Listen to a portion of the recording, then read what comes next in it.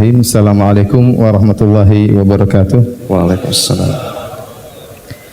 Alhamdulillahi ala ihsanih wa syukru lahu ala taufiqihi wa amtinanih wa asyhadu an la ilaha illallah wahdahu la syarika lahu ta'ziman li sya'nih wa asyhadu anna Muhammadan abduhu wa rasuluhu da'ila ridwanih. Allahumma salli alaihi wa ala alihi wa ashabihi wa ikhwanih.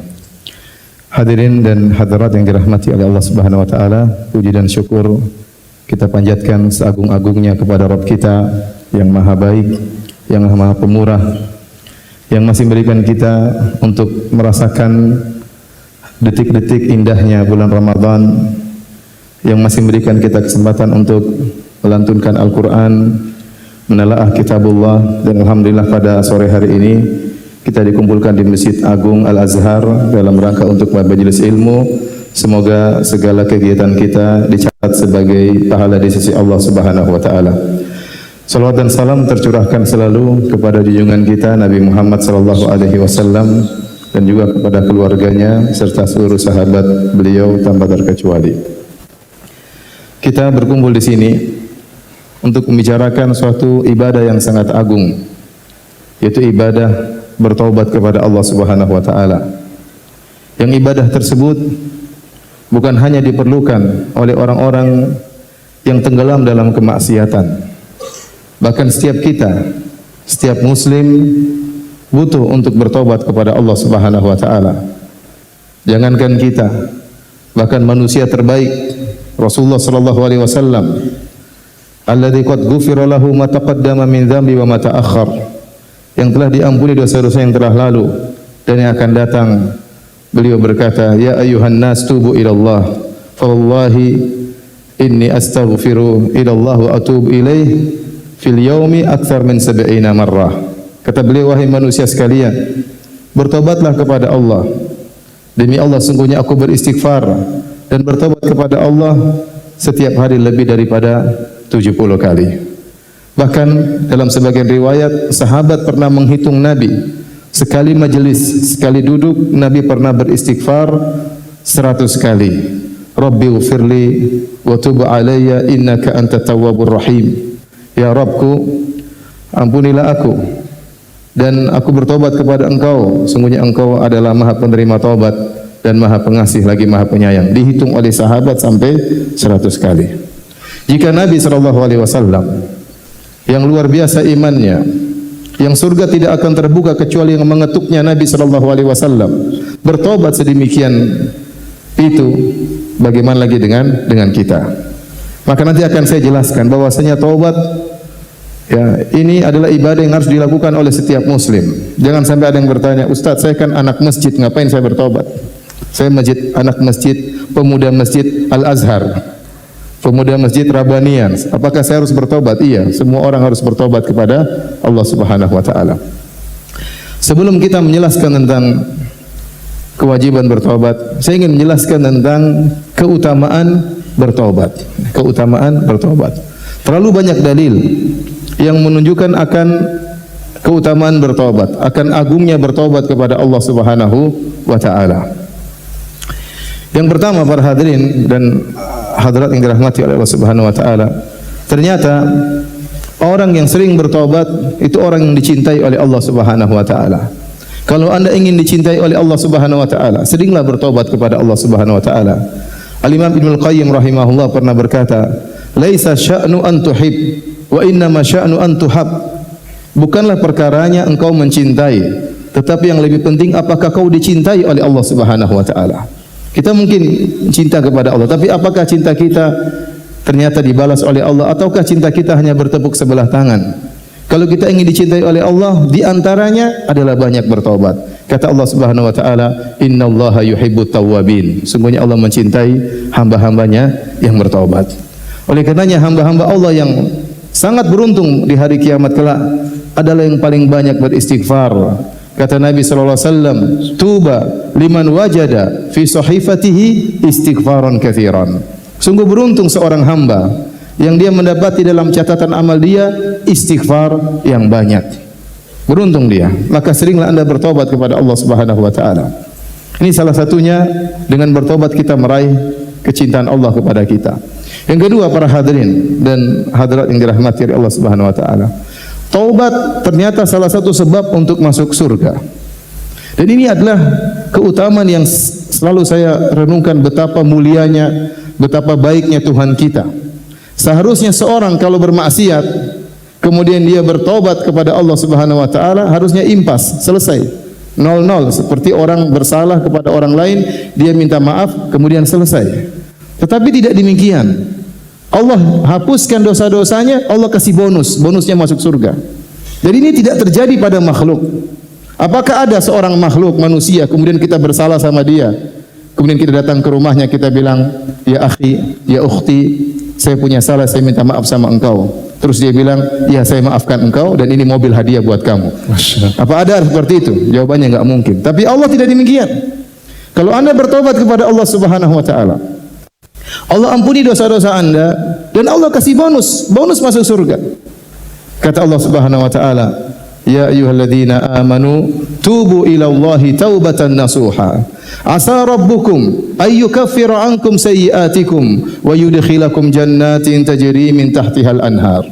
Wahai orang-orang yang beriman, bertaubatlah kepada Allah dengan taubatan nasuha. Niscaya Allah akan menghapuskan dosa-dosa kalian. Apakah titik? Belum, masih ada kelanjutannya.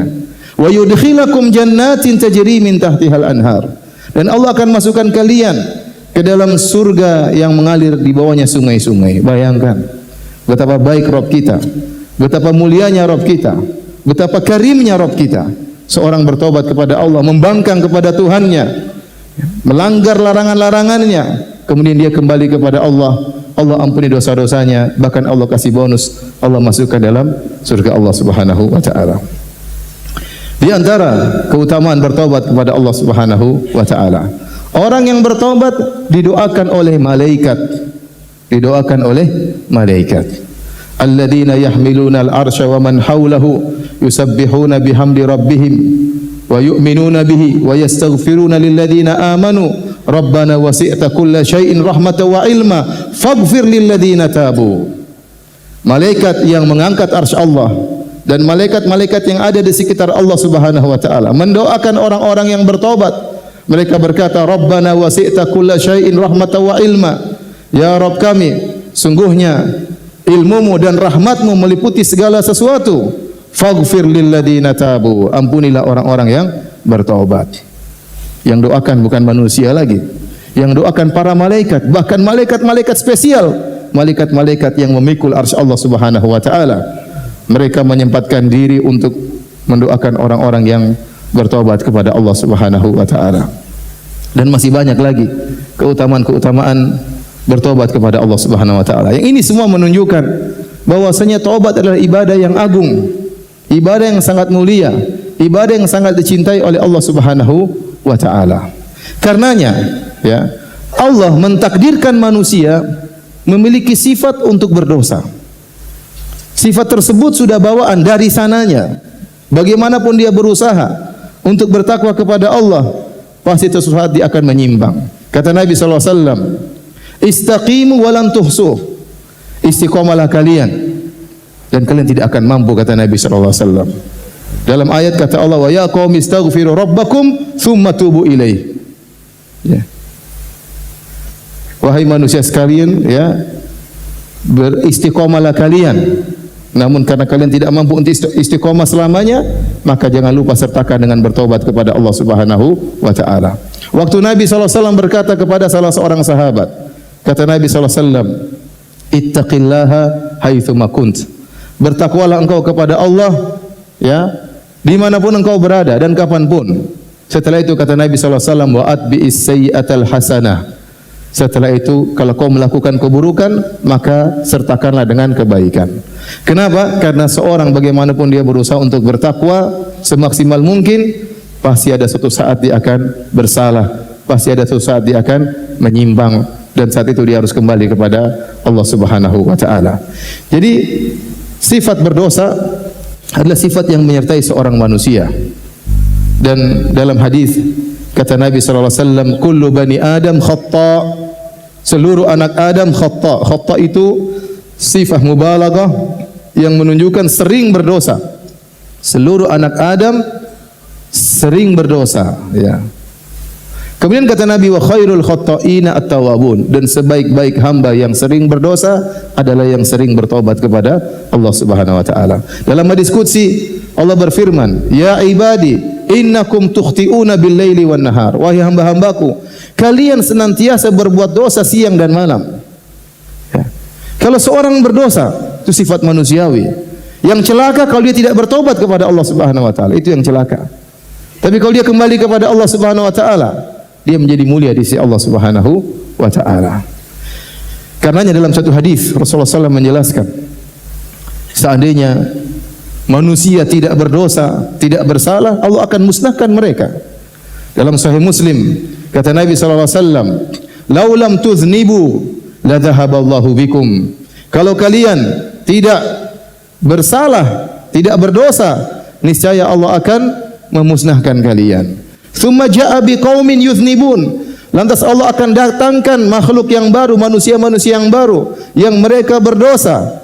Fayastaghfirunallah, kemudian mereka bertaubat kepada Allah. Fayaghfirullahu lahum. Lantas Allah ampuni dosa-dosa mereka. Jadi ibadah taubat ini ibadah yang dicintai oleh Allah Subhanahu wa taala. Sehingga Allah mentakdirkan sebagian hamba-hambanya terjerumus dalam kesalahan. Buat apa? Agar mereka bertaubat kepada Allah Subhanahu wa taala. Kenapa para hadirin hadirat yang dirahmati Allah Subhanahu wa taala? Ibadah ini sangat dicintai oleh Allah. Karena tatkala seorang hamba bertobat kepada Allah, dia akan tahu tentang mulianya sifat-sifat Allah Subhanahu wa taala. Akan tampak rahasia sifat-sifat Allah yang sangat luar biasa. Nama-nama Allah yang terindah, Asma'ullahul Husna. Di antaranya, dengan dia berdosa, dia tahu Allah adalah Ghaffar, Maha Pengampun lagi Maha Penyayang. Dia tahu.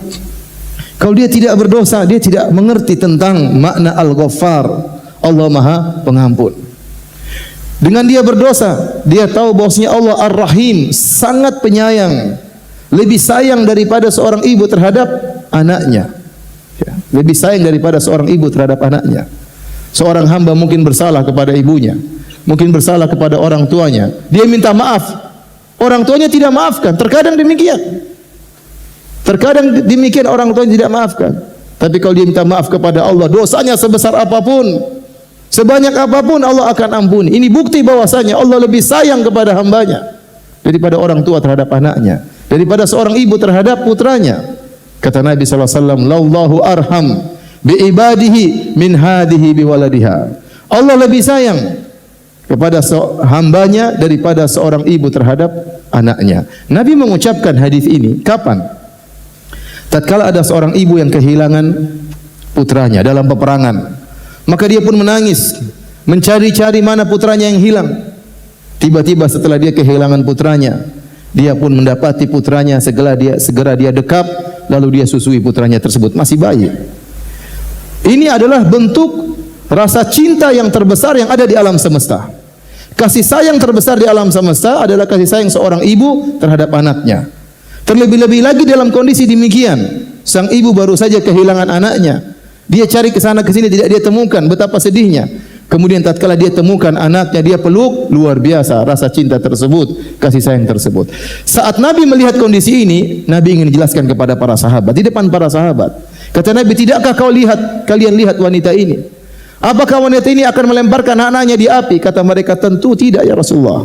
Kata Nabi sallallahu alaihi wasallam, "Lallahu arhamu bi ibadihi min hadhihi bi waladiha." Allah lebih sayang kepada hamba-hambanya daripada ibu ini terhadap anaknya. Ya.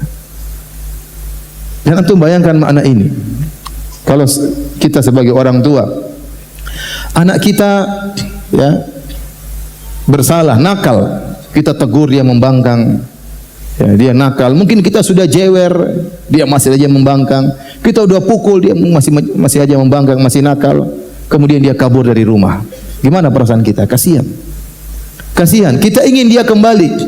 Kita tunggu dia enggak balik-balik. Sehari, 2 hari, 3 hari, seminggu. Kita sedih memikirkan aneh kemana dia. Dia tidak kembali-kembali. Begitu dia kembali, bagaimana perasaan kita? Sayang atau tidak? Sayang sama dia.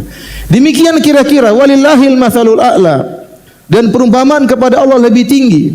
Kalau ada hamba Allah yang bertobat kembali kepada Allah, Allah sangat sayang kepada dia. Makanya Nabi SAW bersabda, "Lallahu arhamu,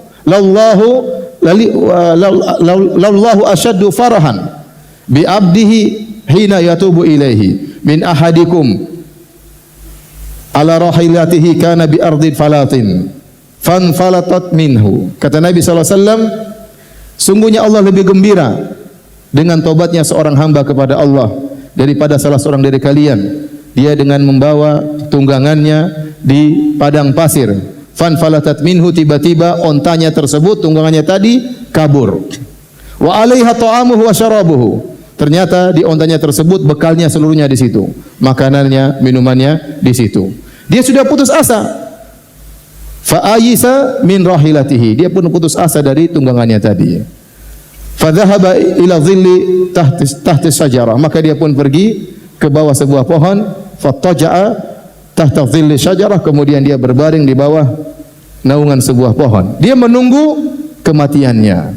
Dia sudah putus asa. Di tengah padang pasir, apa yang bisa dia lakukan? Makanan tidak ada, minuman tidak ada. Dia berbaring di bawah sebuah pohon, menunggu kematian datang secara bertahap. Mulai kehausan, mulai kelaparan. Kemudian dia sudah yakin dia akan meninggal dunia. Fabainama huwa kadzalik. Tatkala dia sedang menanti kematiannya, idh huwa biha qa'imah, tiba-tiba ontanya tadi ada, datang. Wa alaiha ta'amu wa syarabu, ternyata makanan dan minumnya masih lengkap. Maka dia langsung begitu gembiranya, fa akhadha bi khitamiha, lantas dia memegang tali kekang onta tersebut. Saking bahagianya dia berkata, Allahumma anta abdi wa ana rabbuk. Ya Allah, sungguh engkau adalah hambaku dan aku Tuhanmu ya Allah ya. Kata Nabi, akhta'a min syiddatil farah, dia salah ngomong karena saking apa? Gembiranya. Kata Nabi, Allah lebih gembira dengan tobatnya seorang hamba daripada orang ini. Ini menunjukkan betapa luas rahmat Allah Subhanahu wa taala. Dan Anda tidak bisa merasakan hal tersebut kecuali setelah Anda berdosa. Baru Anda tahu bahwasanya Allah masih sayang kepada saya. Allah masih tunjukkan saya kepada jalan kebenaran. Allah masih menyelamatkan saya daripada kehinaan, daripada kenistaan. Setelah bertahun-tahun mungkin saya tenggelam dalam kenistaan. Allah masih sayang kepada saya. Lebih besar kasih sayang Allah daripada seorang ibu terhadap anaknya. Dengan kita terjerumus dalam dosa, dengan adanya ibadah taubat, kita tahu benar nama Allah As-Sittir, yang maha menutup dosa-dosa. Betapa sering kita melakukan dosa-dosa, Allah tutup dari pandangan manusia, tidak ada yang tahu. Hanya Allah yang tahu apa yang kita lakukan. Oleh karenanya Ibnu Qayyim rahimahullah berkata, kalau ada orang memuji Anda, ada orang memuji antum, sebenarnya tidak sedang memuji kelebihan antum tentang amal soleh antum, tidak. Orang ini tidak sedang memuji kesolehan Anda. Sesungguhnya orang ini sedang memuji begitu agungnya sifat menutupnya Allah Subhanahu wa taala. Azimi sitrillah alaih. Sungguhnya dia sedang memuji bagaimana agungnya sifat Allah menutupi dosa-dosa Anda. Karena seandainya kalau Allah angkat sitirnya, Allah angkat tutupan tersebut, kemudian orang akan melihat dosa-dosa Anda, maka tidak ada yang menghargai Anda. Apa kata Muhammad bin Wasi' rahimahullahu taala? "Lau kana lidzunub rihun ma jalasa ilayya ahadun." Kalau seandainya dosa-dosa itu ada aromanya, maka tidak seorang pun yang akan mau duduk dengan saya. Tetapi Anda dimuliakan oleh orang, Anda dipuji oleh orang bukan karena amal soleh Anda, tetapi karena agungnya sifat Allah yang telah menutupi dosa-dosa Anda ya. Sehingga Anda ngerti tentang makna sitir, yang maha menutupi. Kemudian dengan seorang berdosa, dia bertobat kepada Allah Subhanahu wa taala, dia tahu tentang nama Allah Al-Halim. Apa itu Al-Halim? Al-Halim itu artinya bisa dia membalas tapi dia tunda. Bisa dia membalas tapi dia tunda.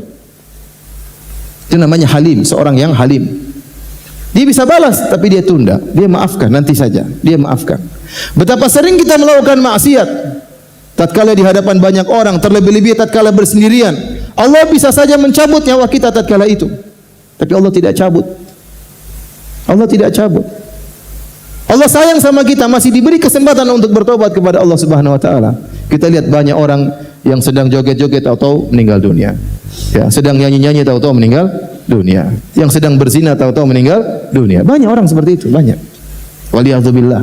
Ya. Sedang bermaksiat, sedang membangkang perintah Allah, tahu-tahu dicabut nyawanya oleh Allah Subhanahu wa taala. betapa sering kita bermaksiat kepada Allah Subhanahu wa taala.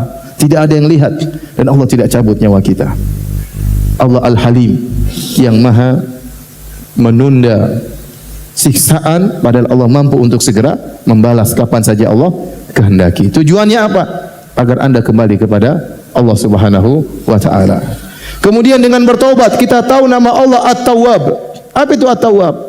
Zat yang Maha menerima taubat dan zat yang Maha mengilhamkan taubat kepada seorang hamba. Kalau Allah tidak berilham kepada kita untuk bertobat, kita tidak bakalan bertobat. Banyak orang di antara kita yang benar-benar tenggelam dalam kemaksiatan, lupa dengan akhirat, tenggelam dengan dunia kemaksiatan, entah zina, entah morfin, entah khamar, entah wanita, entah musik-musikan, entah apa saja, tenggelam dalam kenistaan. Subhanallah, tiba-tiba Allah ilhamkan kepada dia untuk bertobat. Ya.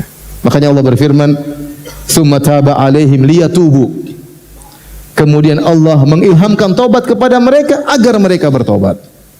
Tsumma taba 'alaihim, itu Allah ilhamkan taubat kepada mereka liyatubu, agar mereka bertobat. Ternyata kita tergerak untuk bertobat juga ilham dari Allah Subhanahu wa taala.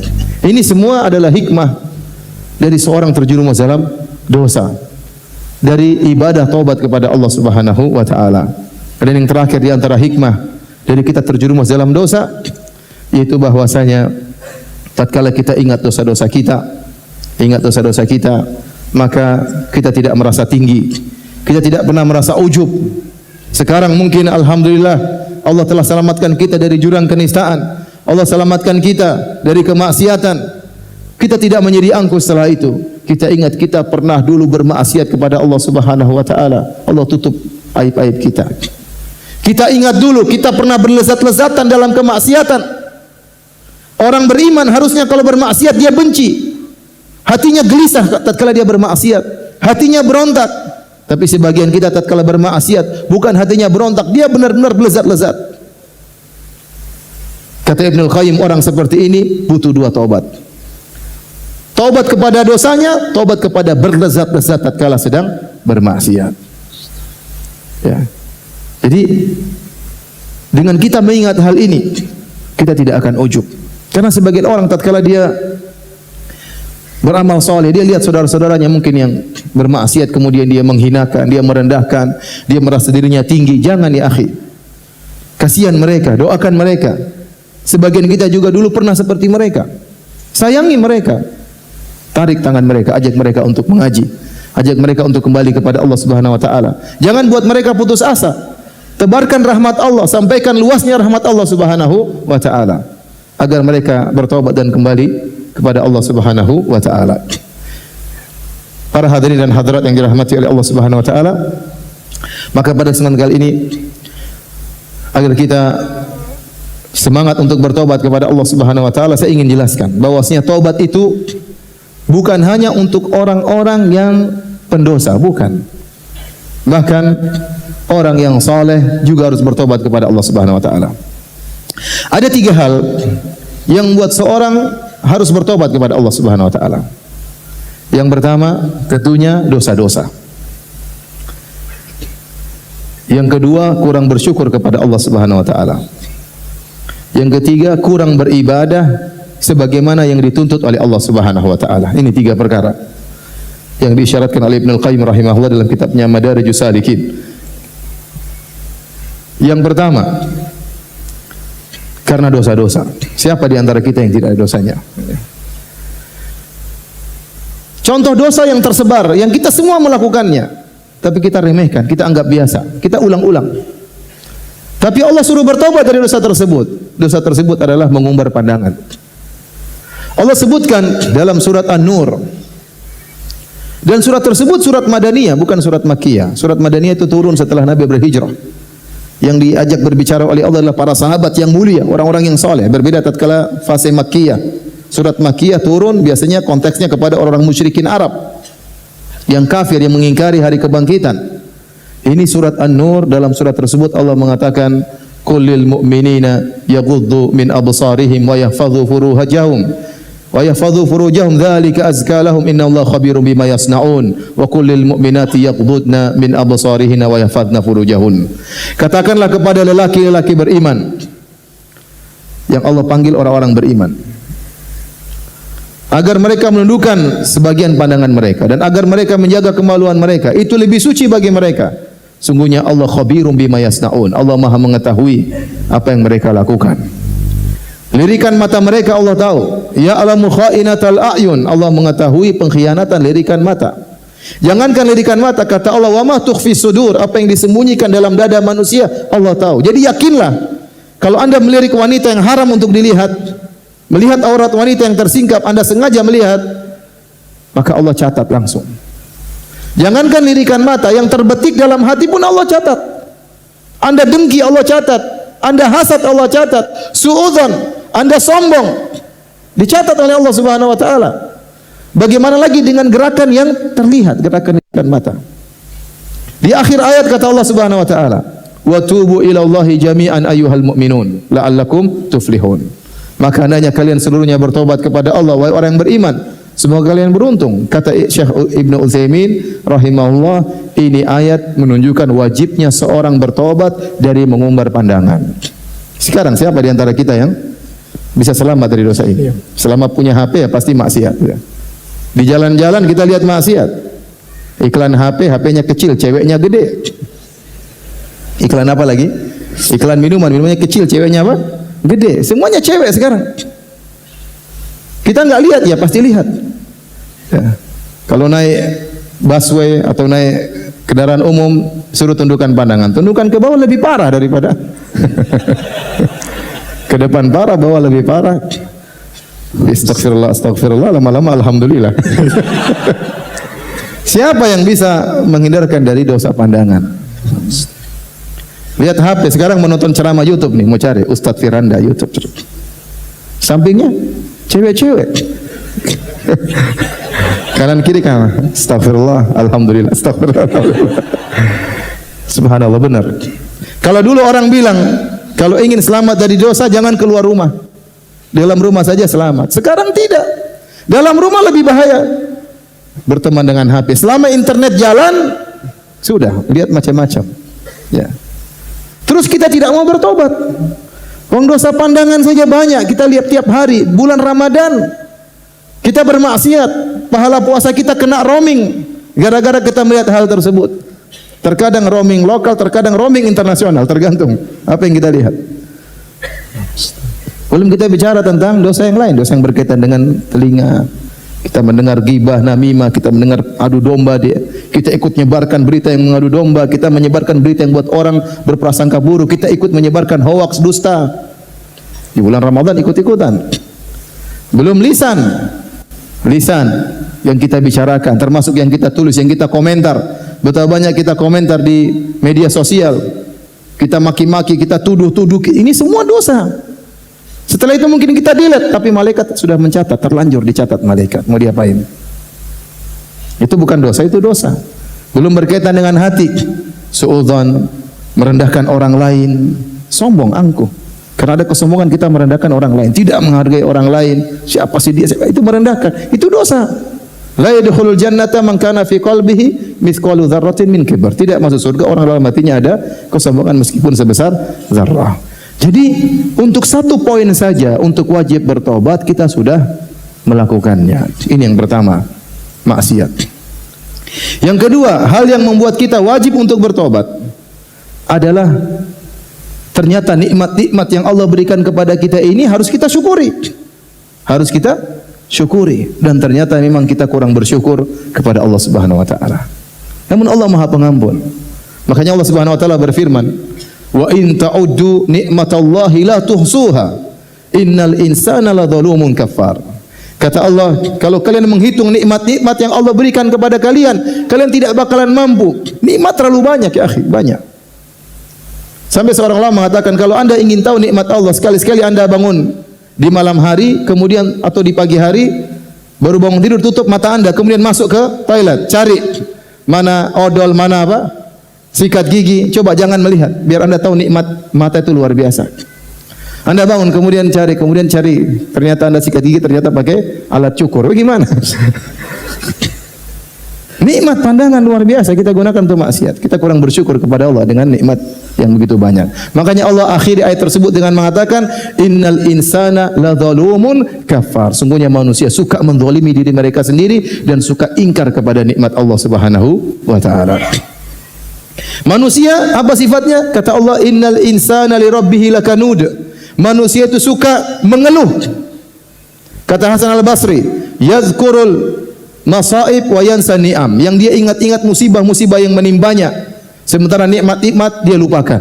Dia baru sakit sehari, sementara ini setahun penuh dia sehat. Dia lupa. Aduh, saya begini, mengeluh terus kemana-mana ketemu orang mengeluh. Baru hari ini dia mungkin mobilnya macet, masuk bengkel, banyak kerjaan dia akhirnya terbengkalai. Dia marah-marah, dia ngeluh-ngeluh. Selama ini mobilnya lancar-lancar tidak pernah dia ingat. Baru sehari diomelin sama istrinya. Biasanya tidak diomelin. Apalagi yang diomelin setiap hari. Jadi ada orang seperti itu yang dia kerjanya mengeluh. Dia kurang bersyukur kepada Allah. Makanya di ayat yang lain kata Allah, wa in ta'uddu, kalau tadi dalam surat Ibrahim, kalau sekarang dalam surat An-Nahl kata Allah, wa in ta'uddu ni'matallahi la tuhsuha innallaha laghafurur rahim. Kalau kalian menghitung nikmat-nikmat Allah, kalian tidak akan bisa menghitungnya. Sungguhnya Allah Maha Pengampun lagi Maha Penyayang. Allah tahu kalian tidak bakalan mampu untuk mensyukuri nikmat-nikmat tersebut. Makanya disyariatkan kita salat duha. Ya, kenapa ada 360 sendi? Setiap kita bangun pagi sehat, Allah suruh kita salat, Nabi suruh kita salat 2 rakaat untuk mensyukuri nikmat tersebut. Untuk bayangkan kalau kita bangun pagi kemudian ternyata engsel kita sakit, luar biasa sakitnya. Itu nikmat yang terkadang sering kita rasakan tapi seakan-akan itu sudah tugasnya Allah. Seakan-akan memang Allah sudah tugasnya harus membuat saya, ya, padahal itu nikmat yang Allah berikan setiap hari. Allah perbarui, Allah perbarui, Allah perbarui. Tapi kita tidak merasakan hal ini. Perasaan kita seakan-akan ini kewajiban Allah, memang harusnya demikian. Sehingga kita akhirnya kurang bersyukur. Makanya di antara doa kalau kita keluar dari WC, apa doanya? Ghufranaka. Ghufranaka. Artinya apa? Ya Allah, aku mohon ampunanmu. Kata para ulama, kenapa seorang tatkala dalam WC dia berhasil mengeluarkan kotorannya, ya, itu karunia dari Allah Subhanahu wa taala. Seandainya Allah membuat kotoran tersebut tidak keluar, maka dia bisa mati, dia bisa sakit dan akhirnya meninggal dunia. Maka tatkala dia keluar dari toilet dia mengatakan ghufranaka, dia mengatakan ya Allah, aku tidak mampu mensyukuri nikmat-Mu dengan yang seharusnya. Maka dari sisi ini kita harus bertobat kepada Allah Subhanahu wa taala. Apalagi sebagian antum, sebagian ikhwan Masya Allah diberi rumah oleh Allah Subhanahu wa taala, diberi pekerjaan oleh Allah Subhanahu wa taala, diberi istri oleh Allah Subhanahu wa taala, ya. Diberi kenikmatan ikut pengajian, diberi kenikmatan untuk membaca Al-Qur'an. Ini nikmat yang luar biasa. Kewajiban kita untuk mensyukuri, dan kita pasti tidak pandai mensyukuri nikmat Allah Subhanahu wa taala. Pasti ada yang kurang. Dari sisi ini kita wajib untuk bertobat kepada Allah Subhanahu wa taala. Dari sisi yang ketiga, kata Ibnu Qayyim rahimahullahu taala, yaitu dari kurangnya kita bisa beribadah kepada Allah dengan yang semestinya. Makanya tatkala kita selesai salat, kita langsung apa? Astaghfirullah, astaghfirullah, astaghfirullah. Kenapa? Karena kita tahu waktu kita salat pasti banyak kekurangannya. Kita sering tidak khusyuk. Padahal kata Allah, wa aqimis salata li dzikri. Salatlah untuk mengingatku. Sering kita lagi salat, kita ingat macam-macam. Ya. Allahu Akbar. Kalau kita salat subuh, kita rencanakan nanti pagi mau kemana. Kapan mikirnya? Tatkala salat subuh. Nanti salat isya kita evaluasi. Tadi kita banyak orang seperti itu. Ya. Kalau antum tidak percaya, ini saya sering sampaikan, antum tidak percaya, antum nanti kalau salat isya hari ini, antum tanya sama teman yang salat samping antum, tadi imam baca apa? Rakaat pertama, rakaat kedua. Banyak orang yang lupa. Benar. Tadi baca apa? Lupa ya. Saking khusyuknya, Allahu Akbar, tahu-tahu Assalamualaikum warahmatullahi wabarakatuh. Lupa. Sampai ada cerita seorang di Saudi, saya pernah dengar cerita seorang syekh, dia cerita, dia pergi ke suatu masjid. Entah salat maghrib, entah salat isya. Setelah itu dia minta izin sama Pak Imam, dia bilang, Pak Imam, saya mau tanya kepada jamaah, yang bisa jawab saya kasih hadiah. Wahai jamaah sekalian, siapa yang bisa Tadi imam rakaat pertama baca surat apa, rakaat kedua baca surat apa. Jamaah semua diam. Kata dia, jangan bikin malu jamaah. Siapa yang masih ingat tadi imam rakaat pertama baca surat apa, rakaat kedua baca surat apa? Enggak ada yang jawab.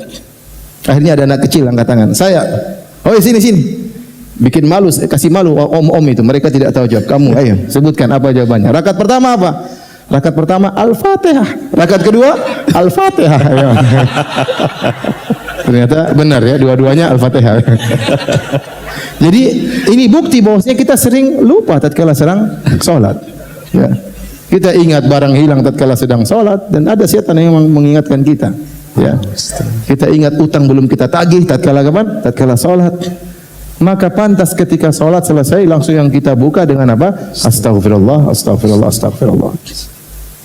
Dan yang menakjubkan Nabi SAW, Nabi sekitar 23 tahun beliau berdakwah dan seluruh kegiatan beliau karena Allah. Tidaklah beliau duduk, tidaklah beliau berdiri, tidaklah beliau tidur kecuali karena Allah. Tidaklah beliau berucap, tidaklah beliau berdiam kecuali karena Allah Subhanahu wa taala. Tidaklah beliau marah kecuali karena Allah Subhanahu wa taala. Dengan peperangan yang begitu banyak peperangan, dengan musibah yang begitu banyak beliau alami, semuanya karena Allah Subhanahu wa taala. Ternyata di akhir hayat Allah turunkan surat yang terakhir, idza jaa nasrullahi wal fath wa ra'aitan nasa yadkhuluna fi dinillahi afwaja fasabbih bihamdi rabbika wastaghfirhu innahu kana tawwaba. Tatkala telah datang pertolongan Allah dan kemenangan, artinya engkau sudah berhasil wahai Muhammad. Orang semua sudah masuk Islam. Yadkhuluna fi dinillahi afwaja, orang semua masuk Islam. Nabi gembira, senang. Tapi apa kata Allah? Bertasbihlah kepada Rabbmu dan beristighfarlah.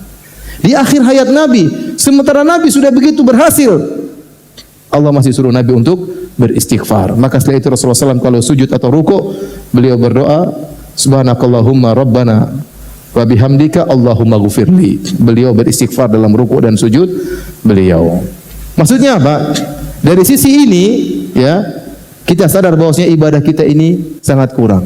Kita kurang baca Quran, kita kurang salat malam, ya, kita kurang berzikir kepada Allah Subhanahu wa taala. Kalau salat juga pikirannya kemana-mana, ya.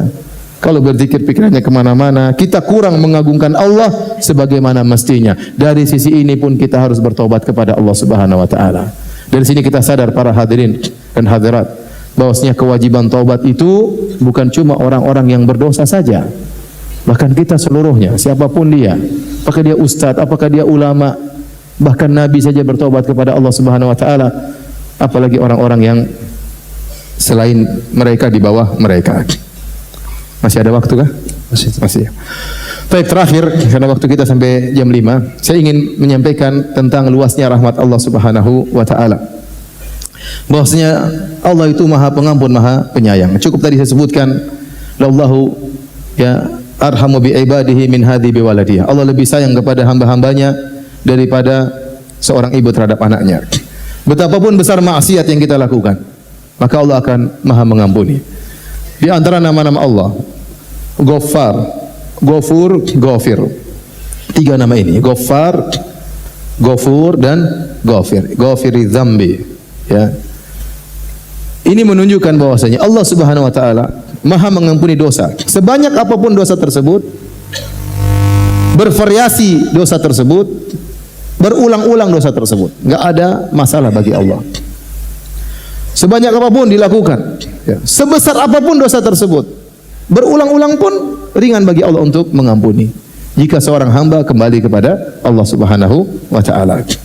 Tidak ada yang besar bagi Allah. Ya, seorang pernah berkata, ya Rabbi in azumat dhunubi kathratan wa laqad alimtu bi anna afwaka a'zamu. Ya Rabbku, meskipun dosaku saya tahu sangat banyak, tapi saya tahu ampunanmu lebih luas daripada dosa-dosaku. Bahkan seorang salaf pernah ada yang berdoa, ya Allah ampunilah dosa-dosaku yang banyak ini dengan sedikit ampunanmu. Kenapa? Dia tahu sedikit ampunan Allah sudah bisa mengampuni segala dosa-dosa yang begitu banyak. Karena Allah afuun, Maha Pengampun. Contoh bahwasanya Allah Maha Pengampun. Allah sebutkan kisah dalam Al-Quran.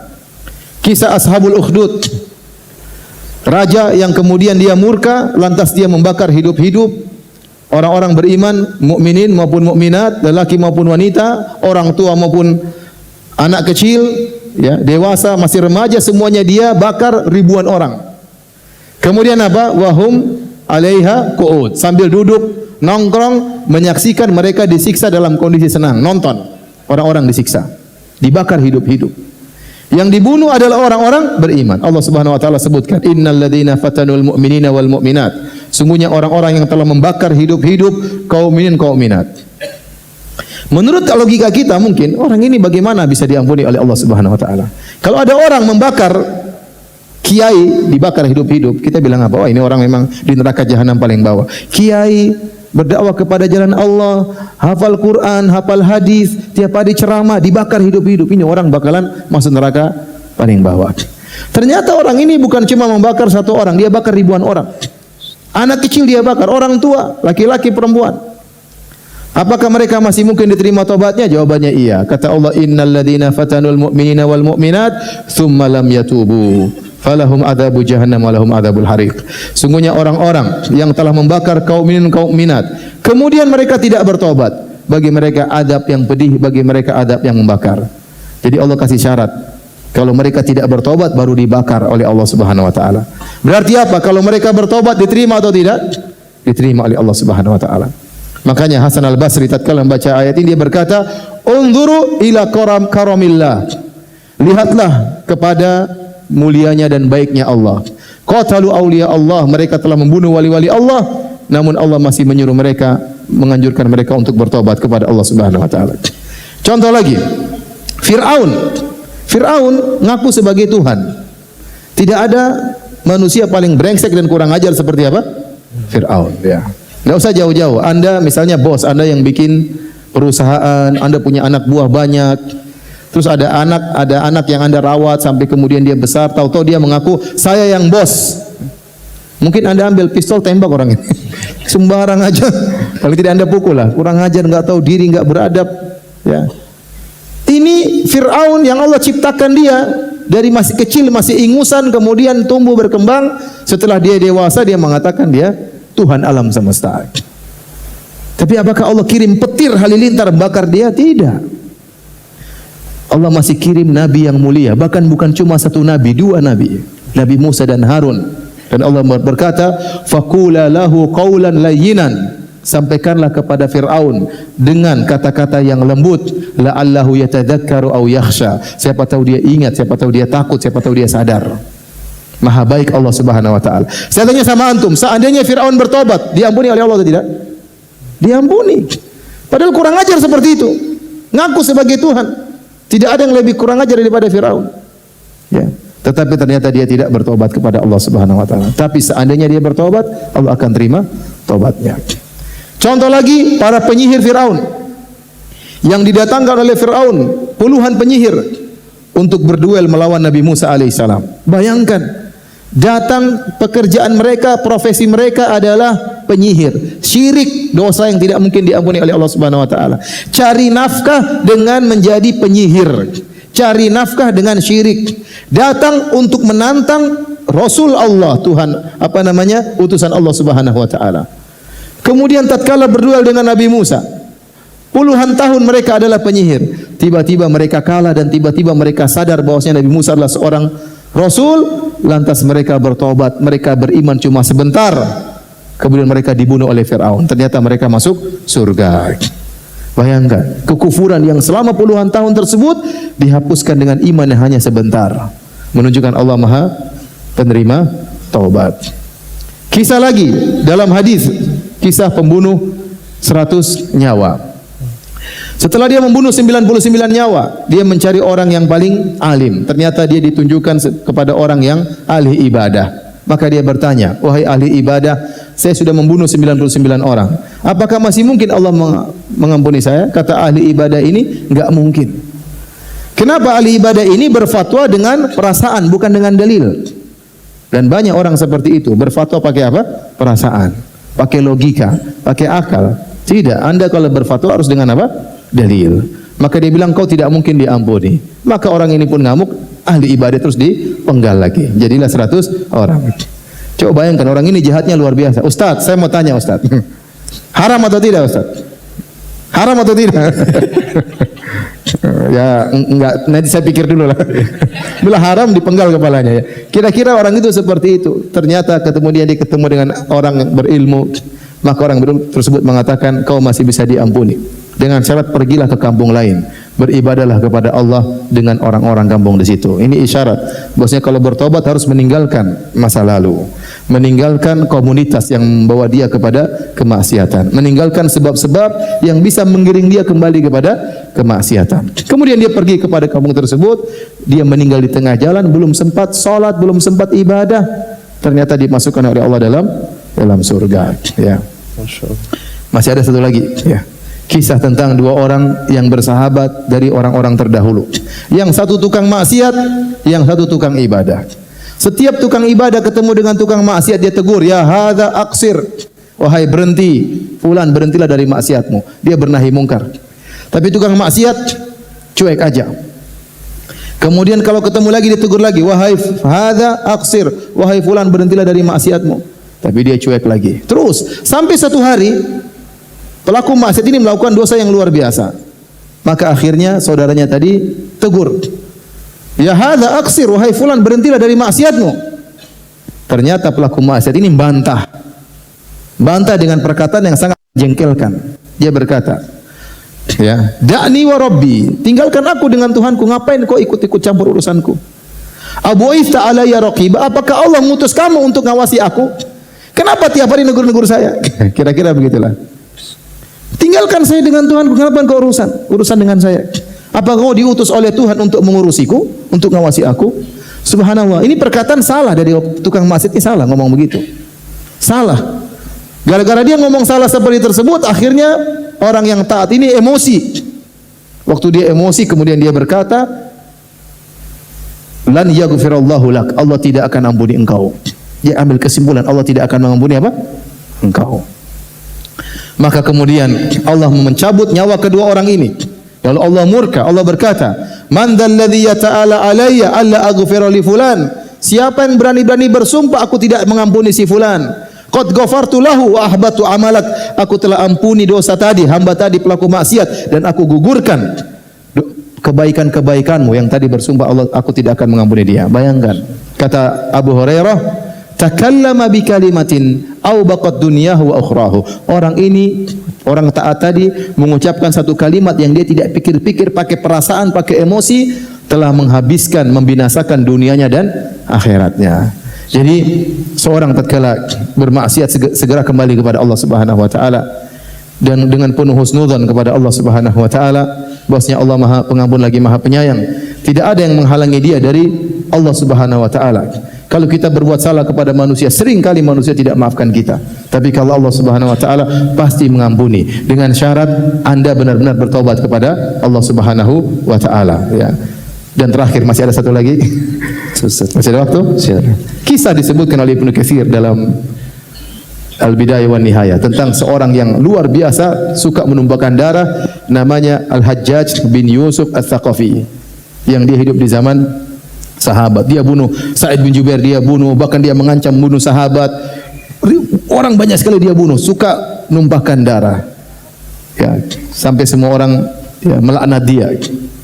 Di akhir hayatnya disebutkan tatkala dia sakaratul maut, dia berdoa. Apa dia berkata? Allahumma ghfirli fa innahum yaz'umun annaka la taf'al. Kata dia, ya Allah, dia tahu dosanya banyak sekali. Ya Allah, ampunilah aku ya Allah, karena mereka menyangka kau tidak akan mengampuni aku. Dia bilang apa? Karena saking parahnya dosa-dosanya, orang-orang bilang sudah dia di neraka. Bahkan ada yang mengkafirkan dia. Begitu dia mau meninggal, dia berkata, Allahumma ghfirli fa innahum yaz'umun annaka la taf'al. Ya Allah, ampunilah aku, sungguhnya mereka menyangka engkau tidak akan mengampuni aku. Dalam sebagian riwayat dia berkata, ya Allah, sungguhnya mereka sedang menunggu kematianku dan mereka akan gembira dengan kematianku, karena waktu itu dia sakit. Orang-orang semua yang di penjara berdoa supaya dia mati. Kemudian di akhir dia berkata, dia berdoa demikian, akan tapi engkau lebih mulia daripada mereka, ampunilah aku wahai Tuhanku. Saya katakan ini Hajjaj bin Yusuf Ats-Tsaqafi di akhir hayatnya, dan dia orang yang luar biasa kezalimannya, dia berhusnudzon kepada Allah Subhanahu wa taala. Apalagi antum, apalagi kita yang dosa-dosa kita jauh dari dia, hendaknya kita berhusnudzon kepada Allah Subhanahu wa taala. Demikianlah para hadirin hadirat, apa yang bisa sampaikan pada kesempatan kali ini. Semoga Allah menjadikan kita hamba-hambanya yang senantiasa bertobat kepada Allah Subhanahu wa taala. Wabillahi taufik. Assalamualaikum warahmatullahi wabarakatuh. Waalaikumsalam warahmatullahi wabarakatuh.